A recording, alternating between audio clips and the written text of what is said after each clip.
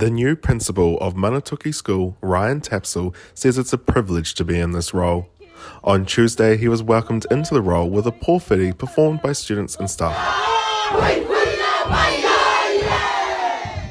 Oh, it was a humbling experience, to be honest. I wasn't expecting that. I've been involved with the school for years, going back to when my mum started here as a principal. So, coming back has been sort of a full circle for me. He never envisaged following in the footsteps of his mother, Rākairoa Māraki, as a principal, let alone taking over as the principal of the school she was in charge of for 25 years. His mother was the deputy principal in 1993 and became the principal in 1996 and held that position up until June 2021. Mum's been a huge help. This role, I've only been in middle management, so coming into to lead a school is a huge change for me.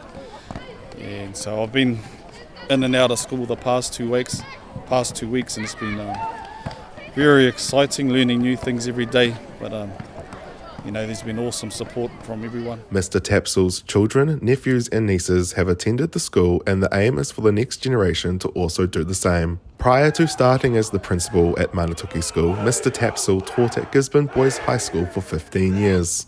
Mr. Tapsell was a tutor and a teacher of Te Reo Māori for 3 years at the University of Waikato.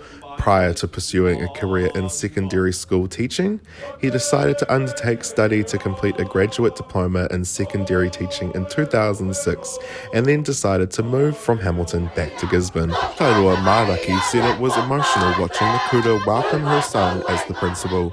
I had to just remember that he has his own mana and he is the principal of the school.